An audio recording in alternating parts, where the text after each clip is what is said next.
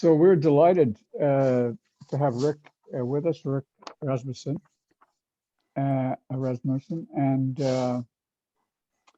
he has spoken to us a couple of times, and he is I'll let him describe his trading, but he's doing a lot of things: day trading, options trading, strategies, and really some of the newest styles of trading that exist, some of the newest vehicles of trading that exist. And so then in the second half of the meeting, we'll go to a talk on covered calls by Tom Clark. And Tom is a very systematic trader, and we found that whatever he trades, anything, he does it very carefully with a very detailed plan with great risk control. So that's a great topic to hear, I think, how he approaches covered calls. And that'll be in the second hour of the meeting. And if we have time at the end, we can certainly have a free-for-all where anyone brings up anything, or else we can go back over some of the questions and answers that people take. So with that, I'll hand it over to Rick. Thank you, Don. Hello, everyone. Welcome to the meeting. This is Rick Rasmussen. I am coming to you from Wake Forest, North Carolina. Yeah, a few years ago, during one of the meetings at the Cameron Village Library, which I wonder if they're going to change the name of that library, Don. They're changing the name of the shopping center nearby. I think that they'll probably have to. Yeah, I hadn't thought about it until just this second. Anyway, a few years ago, we had at least a year where the markets just kept going, in a trend, and just seemed like there was never going to be an end. It's a lot like this past year since we had that big crash back in March of 2020. The way the stock market has climbed uphill just steadily since then. So a few years ago we had a similar situation that in which I was able to over and over and over do bull put spreads on GLD, and that year I did a lot of those, and ended up telling Don about it and did a presentation on that. And that experience that year really got me hooked on selling puts, collecting that premium. And then last year, the presentation I did was mainly looking at what I was calling then this warrior trading style of, rapid fire day trading. It would usually start up early in the morning, maybe a half an hour or so before the markets actually open, looking for stocks that had gapped up overnight, and then knowing that other people would be chasing them also, particularly the many people that were watching this warrior trader guy. So I gave that a try and actually had about a month of what I considered very good success with it. Made a few $1,000s, and just doing that one type of trade for the first, like I said, starting about 30 minutes before the market open, and it's going to usually no more than an hour after the market open.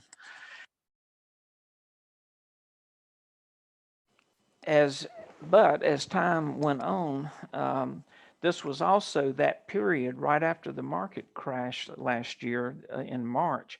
This was in April when I was doing that. And that was about the time that a lot of people were being, laid off from work, working from home, that kind of thing. And all the brokers saw this explosion of new accounts being opened up. And just about every broker platform that I'm familiar with, I've heard reports of the same issue that I was experiencing with the Thinkorswim, and that was the platform became overwhelmed during these high traffic periods, particularly, that first 30 minutes of the market opening.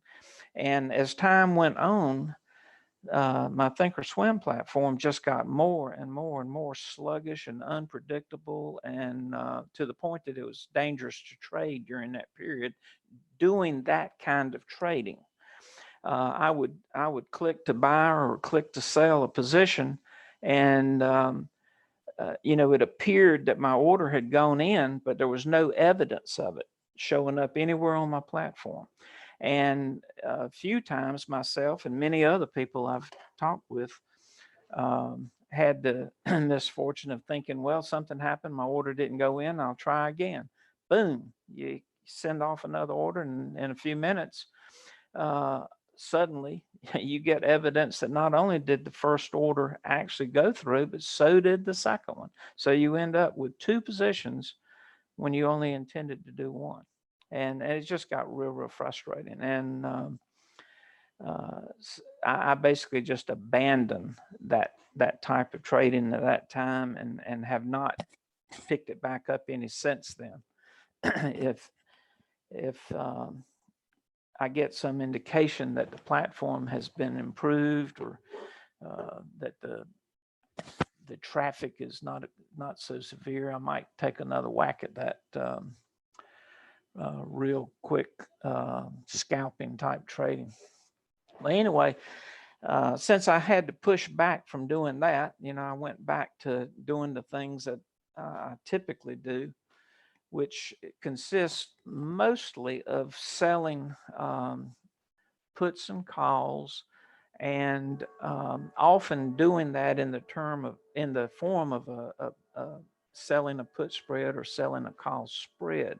I would actually prefer, and I'm very comfortable selling the naked calls and the naked puts, but as you know, the margin requirement is very, very high when you do that. And then these past few weeks, the brokers have really, I think, tightened up a lot on what they'll let you do and how far they'll let you stick your neck out or stick their neck out.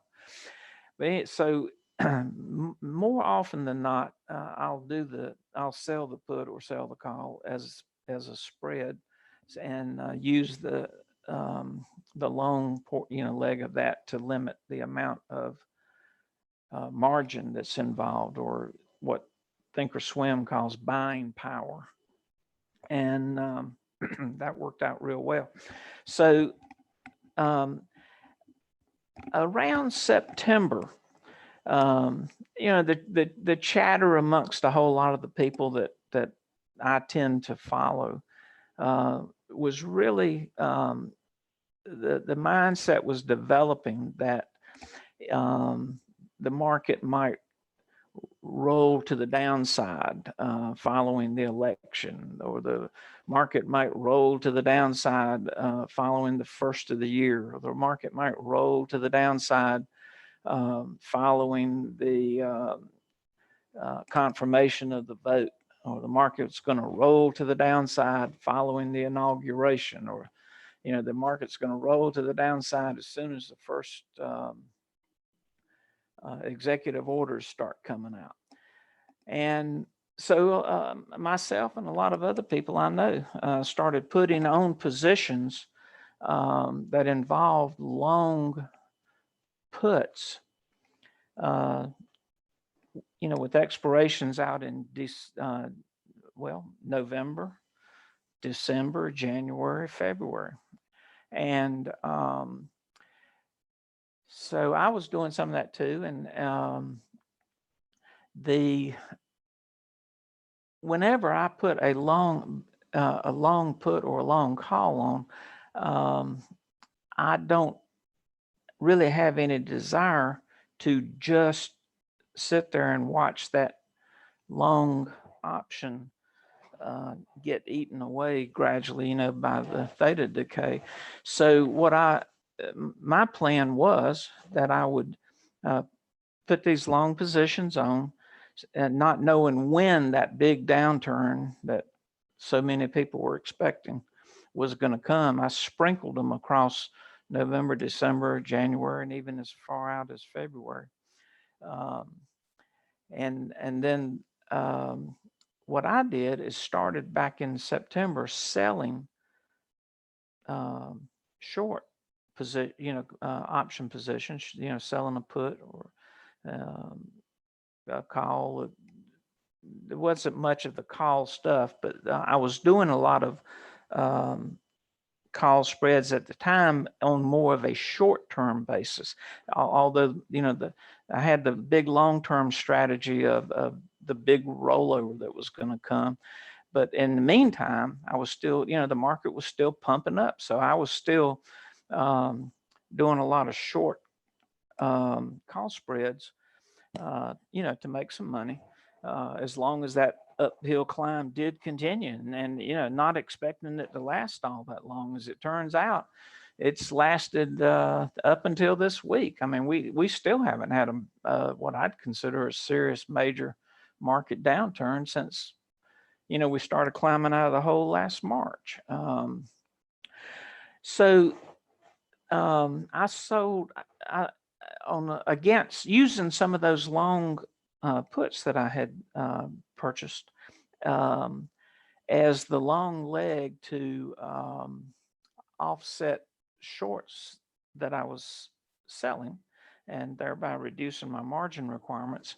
I would put on a weekly or monthly short put, and just as soon as it got down to the point I could buy it back for like a nickel, or even let it expire, I'd put on another one. So using the same long put that doesn't expire until several months out, I would just over and over and over sell and collect premium with a short. And the premiums really, it actually surprised me how much premium I was able to collect there over that few months. And in my mind, one way I looked at that was, well, all this premium I'm collecting is paying for these long puts, and even like say the ones in November, if I start coming up close to their expiration date, well, I'll just roll them out because I'm collecting all this premium, and it'll more than cover the cost of these long puts that I'm buying, or the rolls that I'm doing on the long puts. And as the weeks went by and the downturn never came, it began to I don't know, it wore me down. I was at a point where at any given time I might have 100, 105, 110 option positions on, live, running at the same time. And to keep track of all that became a major concern for me. Let me step over here to a next slide.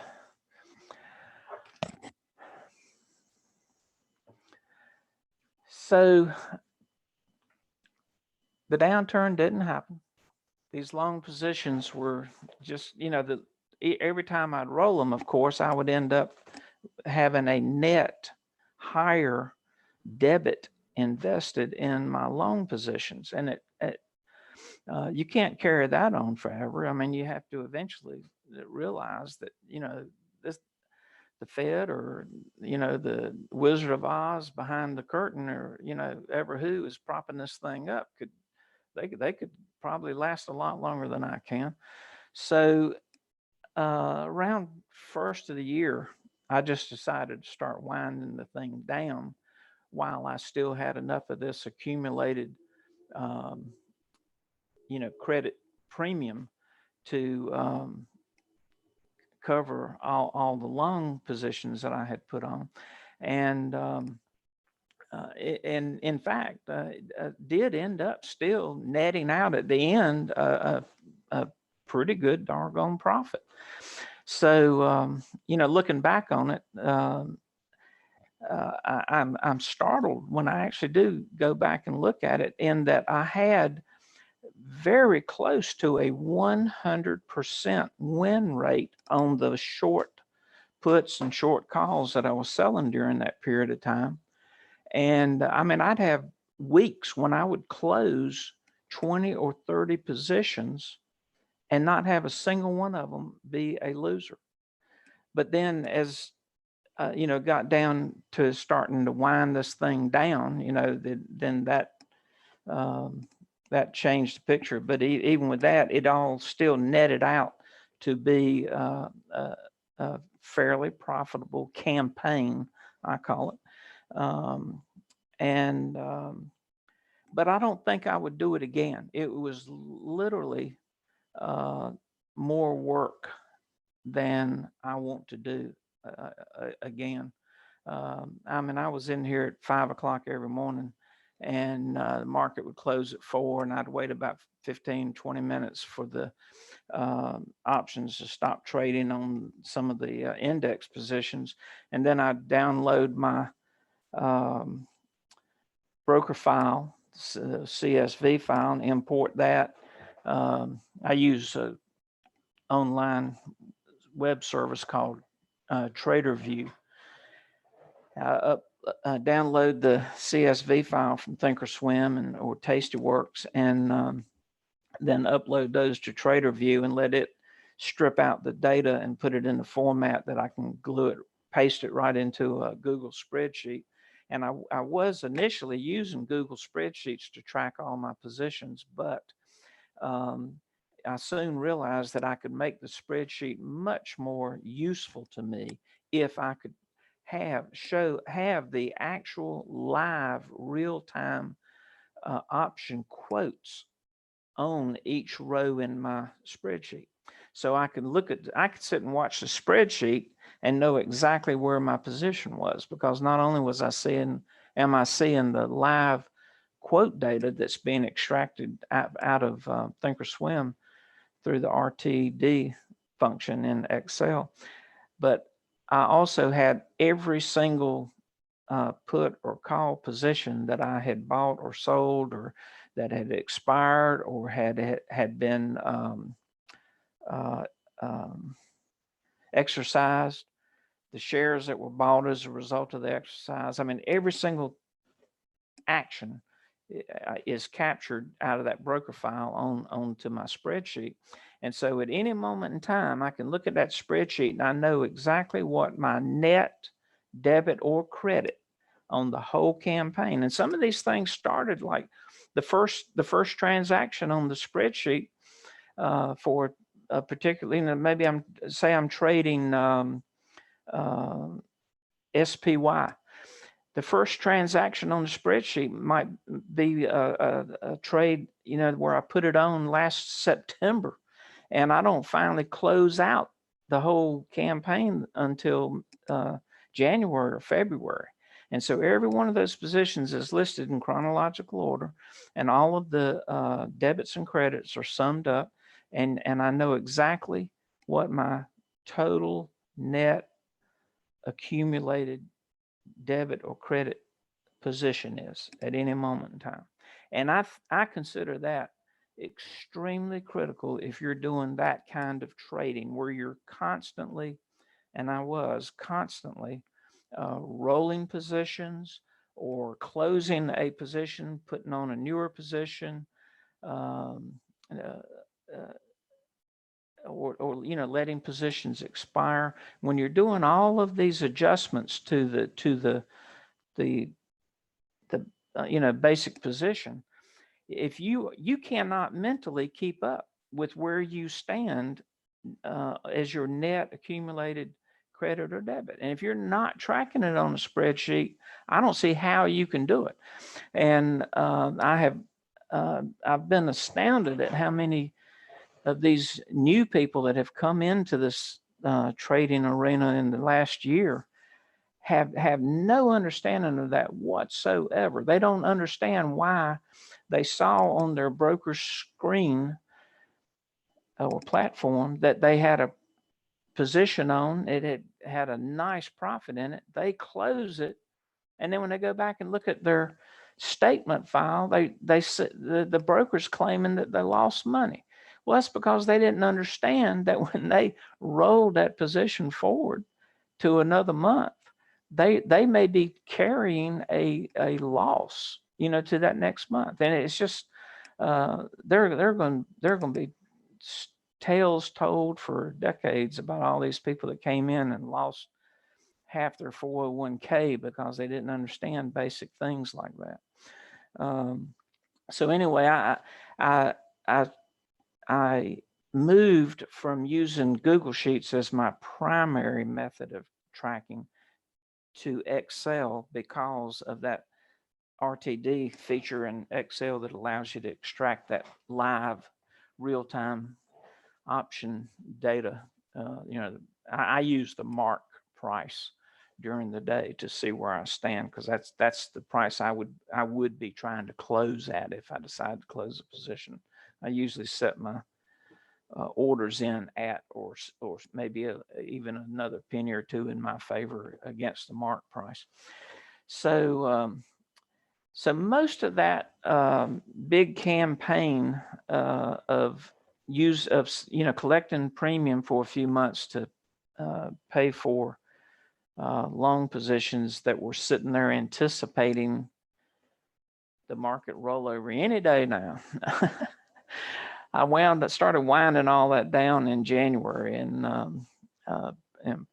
almost 100% out of all of those campaign positions, and I'm back to doing the kind of things I was doing, before I got into all that, which is just basically selling, for the most part, selling put spreads and call spreads, and my main focus is collecting premium. I'm retired, got income sources that most retired people probably have, and so I just am trying to supplement my retirement income with whatever I can make in the way of income from my trading. And so a few years ago I might have said to you that my main focus is on the percentage I can make, not the actual dollar amount.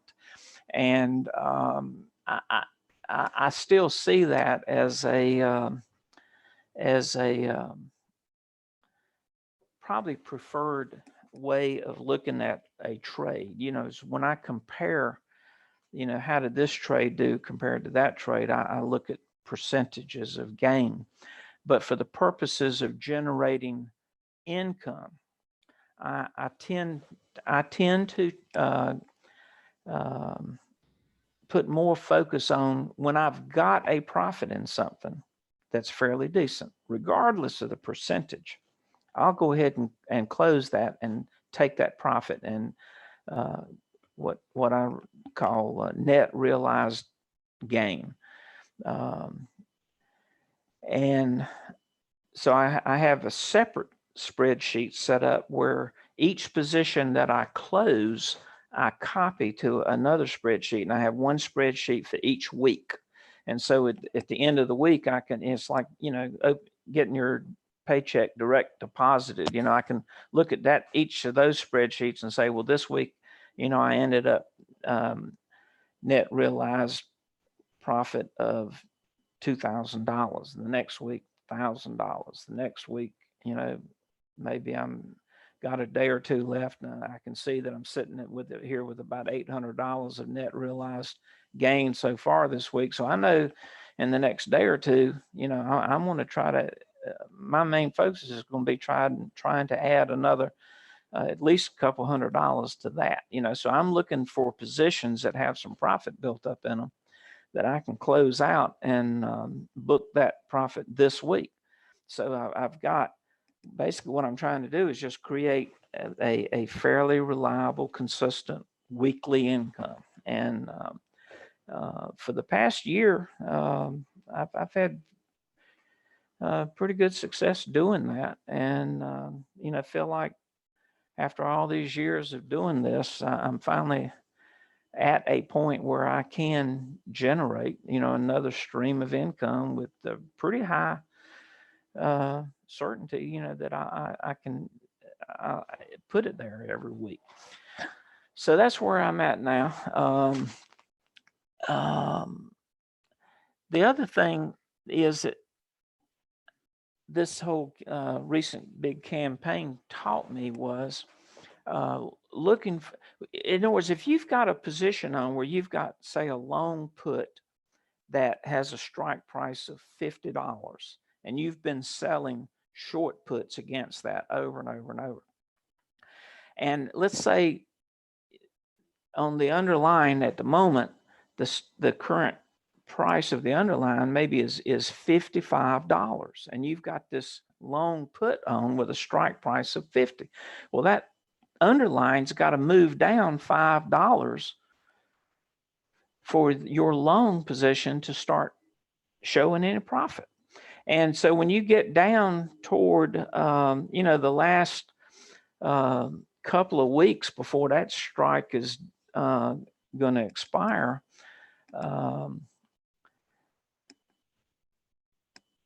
and you look at, well, what is one standard deviation on the underlying going to do at this point? Is it likely that this thing will go down far enough to be profitable?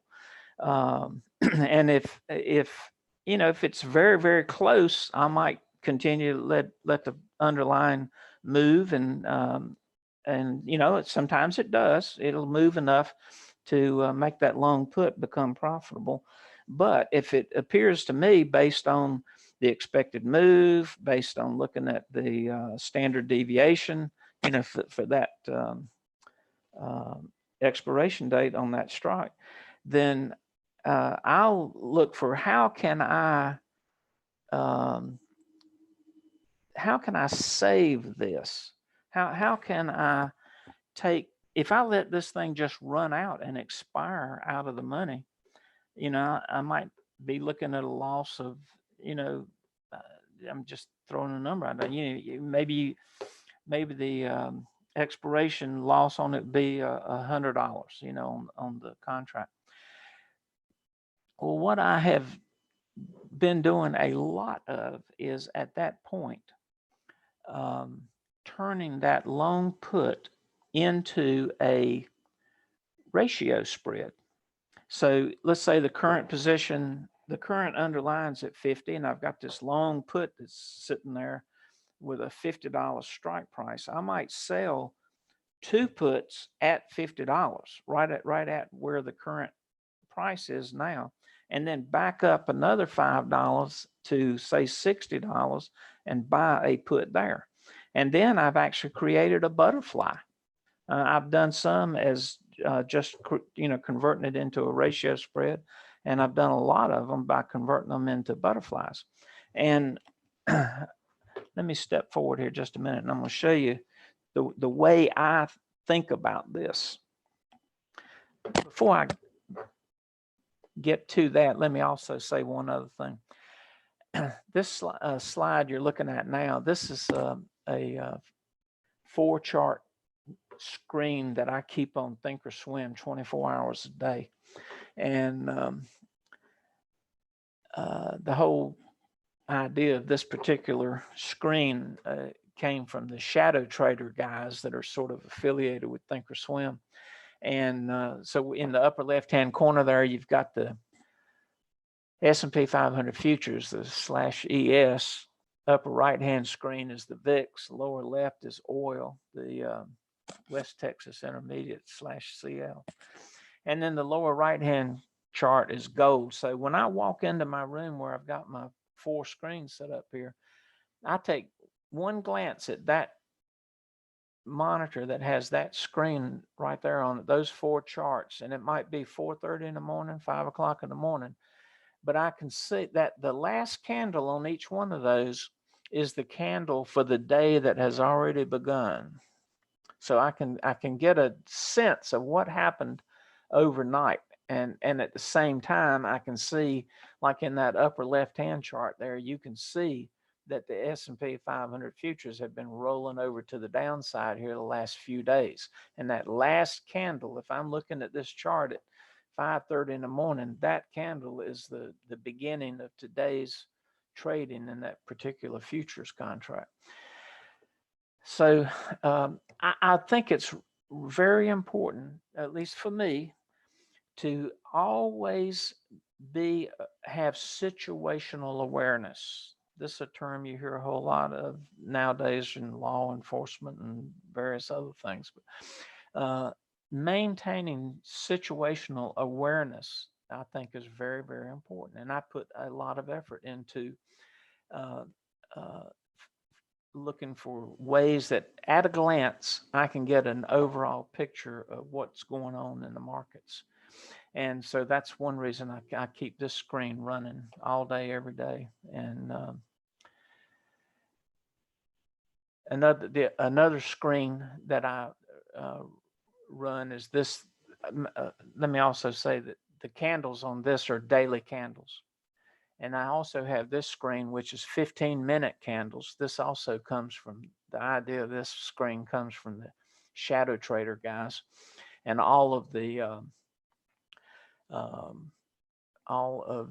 moving averages are what they recommend and use. And this little gadget up here in the upper left-hand corner, that's a tool that they provide. But the main thing I use on this screen is these three little lines right here, red, yellow, and green. Are you all seeing me circling that with the cursor or anything? Is that showing up? Yeah, we can see that, Rick. Okay. From this red line to this green line is the value area of the previous day. So if you were to mentally just extend those over to here for the green line and to here for the red line, back in this was on Tuesday morning, and so the previous day was Monday, and so your value area where most of the trading actually happened was in this price range right in here. And so I have found it over the years, and I've been using this for a lot of years now. I have found it very helpful to each morning when I get up. And here you can see at the bottom that this was at about 5 o'clock in the morning on Tuesday morning. I came in and I saw that the market had turned down overnight and was considerably below the previous day's value area. So it just brings me up to speed at a glance at where do we stand compared to where we have been recently. And so, this downtrend is very clear to me that, we're way below that. The purple line up here is the weekly pivot that's based on the previous week's weekly candle. The open, high, low, close numbers are used to calculate that. And I also find that to be a very helpful thing to have on my charts. And it is amazing how often you will see the weekly pivot, carried over from last week's numbers, act as resistance or support. And when here, for instance, right in the middle of the screen, you see 1, 2, at least 3 attempts to break through that weekly pivot line. And it's similar to the idea, a lot of people use, draw their own support and resistance lines on a chart. But this is just an actual calculated weekly pivot line. And it has just amazed me how often that serves as a resistance or support. And it influences me if I am about to put a trade on or take a trade off, and I see that the current price of the ES is attempting to break through, up through or down through that weekly pivot line, because I know there's a good chance it's going to bounce off of it and not penetrate it. And so that tends to influence my decisions during the day. And then recently, there's been a lot of interest in silver. And so I've been following silver. I actually have a position, an actual shares position in SLV. And so that causes me to be a little bit interested. And I'm long in SLV right now, have been for a pretty good while, and wish it would take off. But anyway, I've been tracking that lately. And so here you can see that during the previous day, that SLV had been climbing, but then overnight it tended to fall off. Well, so I have all these charts on my computer. I come in here early in the morning, I sit down, I look at these charts, I get a good situational awareness of where the markets are and how the trading has gone overnight. And then what I have been doing for some time now is I'll sit down and summarize all that in a little write-up I do, because I have found that taking the time to put what I'm seeing into words and summarize what the chart is telling me, what I'm getting out of it, is helpful to me. And once I've got that typed up and I've got all the screenshots of my chart, so I just throw the whole thing into Facebook and upload it. And, a lot of my friends enjoy seeing it. And then I also share that, what you're seeing there, I share it to a couple of groups on Facebook. Options Traders is a group I share it to, and Thinkorswim Platform Users is another Facebook group that I share that to every morning.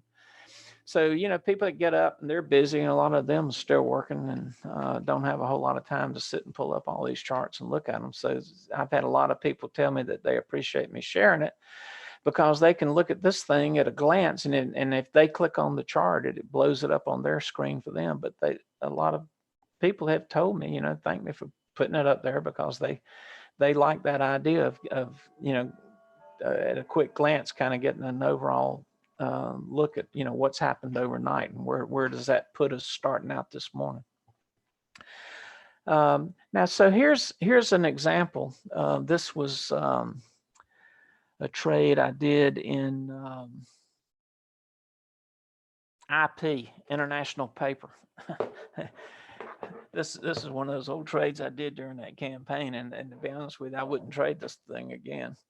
But so here I am with a strike price on this long put here of $50, and you can see by the break-even marks here that what is now the underlying price here at this point has got to move down into this area before I even break even, and would have to be up in here before I made any decent, worthwhile profit at all.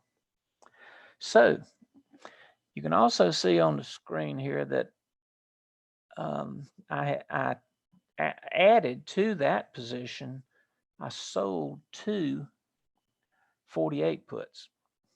And so then what you end up, there's what the 48 puts look like. And as long as the price stays, up in this area, I'll keep all that premium. And so then the net effect of having both of those, all of that on at the same time, is that now my profit area is here. Where I can possibly make money is here and not way out here.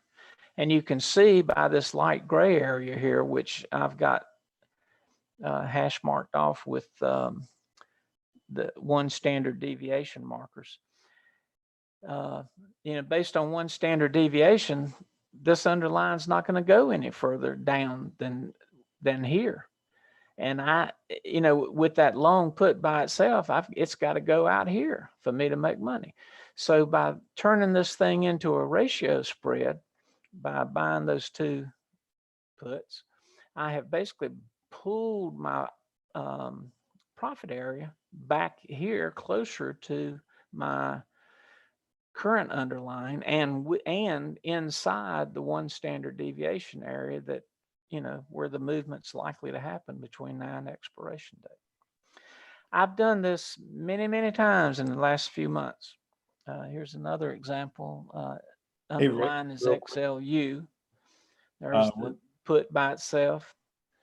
Profit area on this one's going to be out in here. Add 2 puts to it, and you end up with this. And now I back my profit area up here, much more reachable. Rick, I'm done not sure that that, Rick, I'm not many, sure we many can, times, and Rick, can I ask you something have quickly? had a lot of success with it. Almost every one of those I did, I ended up closing at a profit, when if I had not done it, I am certain that in most cases I would have ended up in the loss area. Rick, This is could a you glance at go the into that in a little spreadsheets I bit was more telling you detail? all about that I do in Excel, and I just wanted to point out a couple of things. And I'm not particularly interested in sharing this, but I might change that later. I'm still tweaking it, adding things to it and one thing and another. But it'd be, if you know Excel at all, this is a fairly simple thing to set up. And I might have, at one time I have a workbook, and then in the workbook, I've got one separate page worksheet like this for each underlying that I'm trading. So this is the sheet for international paper. And, there are all the trades that I put on. All the debits and credits are lined up right here. And so at the moment that I took this snapshot, I had a $3.94 debit. The minus sign is an indication that's, that my net position is a debit. A plus number anywhere in this column is a credit. So if I have spent $3.94 so far in this IP campaign, I need to, at a minimum, I want to close out by collecting at least a $3.94 credit to give me a break even. And ideally, of course, I want more than that, so I make a profit. The area over here on the right that has a lot of yellow in it, that's what I call the work zone. I did that so I can come over here and either, like let's say in this position, I've got one long position on that at the time of this screenshot had $1.70 net lick value. And I don't have any numbers here because I'm setting up in my little work area here. I'm saying, well, what if I let these two expire worthless? And this thing's worth $1.70. Where would that put me? Well, currently, my current position had at the time I took the snapshot had a loss of $294. But if I let it go on to where the two short positions do expire worthless, then I'll maintain that premium. And if the long position, if I closed it at a net lick of $1.70, I would have a net P&L of minus $224. Well, that's what, $70 better than if I closed out right now. I can compare that to the current position. So the other thing I can do is instead of using live option prices in this work area here, I can blank this out and just come over in this column and type in numbers and say, well, what if I close this position, let it get to a point where it was worth $4. Then I would just type in $4 right there, and I would see what the net result of that would be. And then I do a lot of playing around down here, comparing, the what I've got invested in the current position, what what's the net lick on that as opposed to the overall campaign. And like I said, it gets back to that thing where it's easy to, in the heat of battle and the excitement of the day, to look at your broker's platform. And I have done that and see a position all of a sudden showing a great big profit.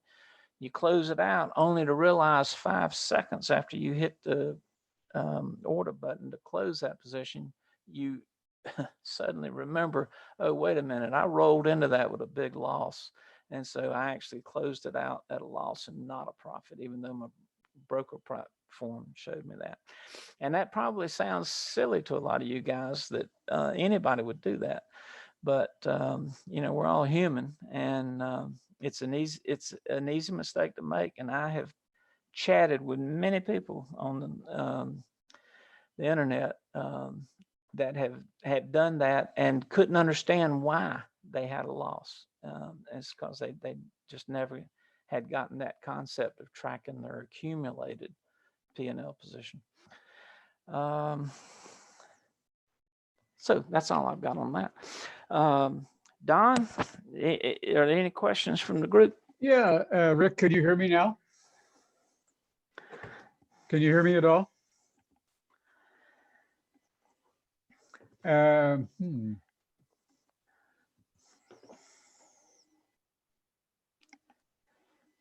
y'all still hearing me? We can hear you, but could you hear me? Test 1, 2, 3. I can hear you, Don. Everything looks normal on my end, but I'm not hearing anybody.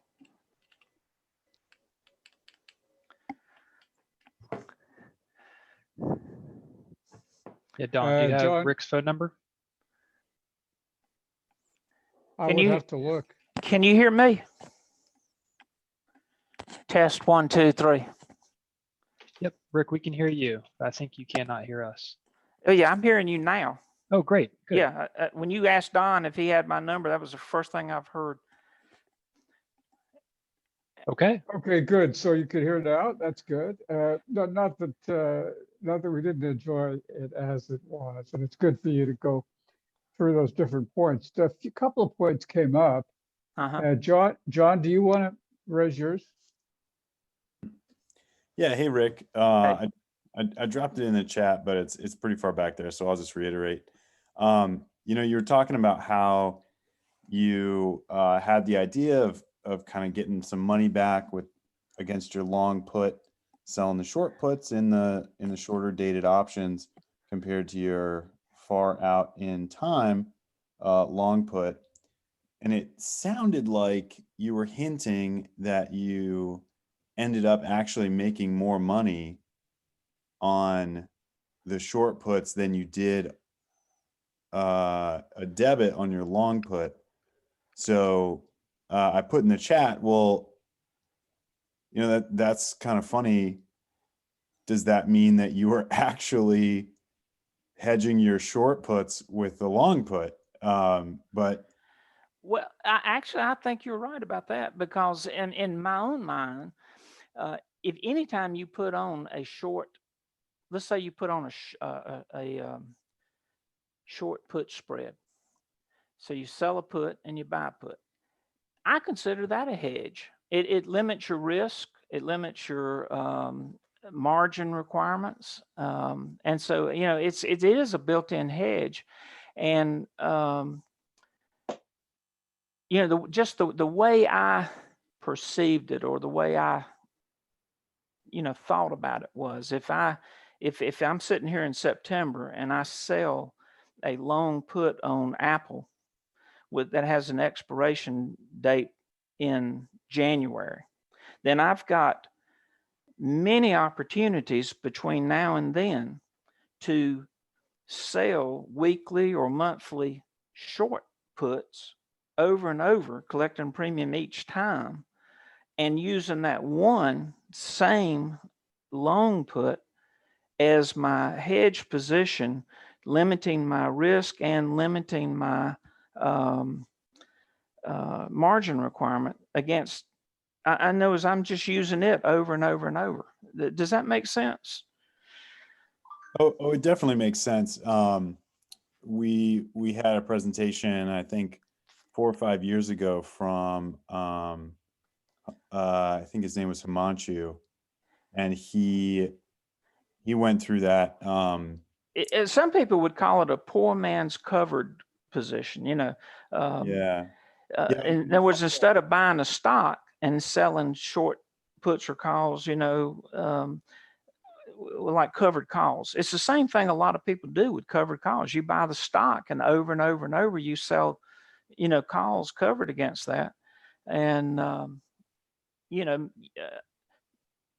you eventually bring your basis cost on the, and that's the other way I thought about it, is every time I collected a premium on the short, selling a short against that underlying long put, I was reducing my cost basis on the long put. Certainly. And that, I think that's what Himanshu showed.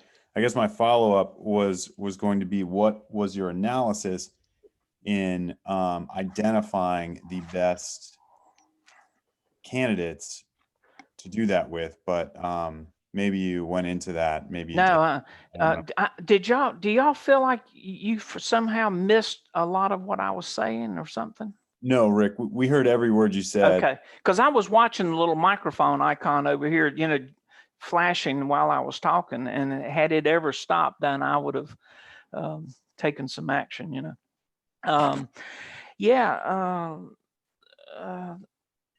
The things that looking back on that whole campaign, I definitely took away from it some lessons learned that I can summarize real quickly, because I know we got another presentation coming up, and that is, I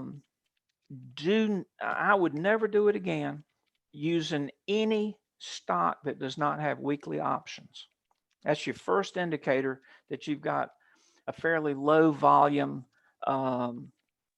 stock that, you know, there are exceptions to it, but for the most part, if it doesn't have weeklies, you're probably not going to have the liquidity, and you're not going to have the opportunities, because without weeklies, then you can only sell monthlies.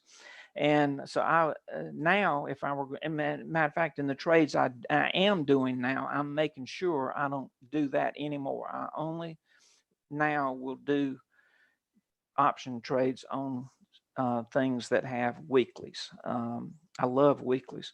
And, you know, high volume in the underlying, high stock volume in the underlying, and weekly options, and high liquidity, tight spreads. And so I like doing SPX. I like the size of that because you can make a decent amount of money in a short amount of time. And I like doing SPY, IWW, IWM, QQQ, Tesla, Apple, all of those worked out real good. And on now, some of these things I put the long put on, the market as a whole didn't turn over like, you know, had a lot of anticipation, had said it would. However, that doesn't mean that some of the underlines didn't have their own downturns, you know. And so when there were several of these that I put on that actually ended up working out much like I had hoped for, because the underlying itself rolled down, even though the overall market might still be chugging uphill. So yeah, I mean, overall it was profitable, but not nearly as much as it would have been had the whole market taken a turn down and pulled a lot more of these long puts up into, you know, good profitable positions. Yeah, well, as you say, Rick, you know, we do have another talk that here's one idea. There are a couple of questions that came up about, I think, looking more closely at the particularly at the back spread or the ratio spread. And perhaps if you're going to can stick around, perhaps we can come back to that after we give Tom some time in the main part of the meeting. I sure will. So, I'm gonna go take a real quick break when you tell me we're done, and then I'll be right back in here to put the headphones back on, listen to the next go around. okay, so should we start with Tom's? Go ahead with Tom's talk then, and then you could, you know, Yeah, I'd like. I'll stay to the end if anybody has. Okay, if you could say stay around 8:30ish, Sure will. or I'm looking forward to the 840. next presentation myself. Okay, thank you. Mhm. It's really great to hear some, actual experience of somebody, and it's tremendous to see that you made a profit despite a trying Well- time, because if you can make a profit in your worst times, still some, Oh, yeah. even a decent profit, then you'll really make out. So thank you very much. Real quick, I can tell you that from about toward the end of September, that's when a lot of these started expiring. As I started putting them on early September, and toward the end of September, the premium started collecting. And from about mid-September to the end of the year, I took in, and this may be small potatoes to a lot of these guys, but I took in about $40,000 in premiums on the short puts and the short calls that I sold. Actually, net realized gain on them. But then a lot of that, got absorbed in the, the long puts that didn't work out. So, but it still ended up keeping a pretty good chunk of it. Fantastic, fantastic. Okay, so you're going to take a break, and we'll check in with you a little bit later in the meeting. Thank you. All right, be right back.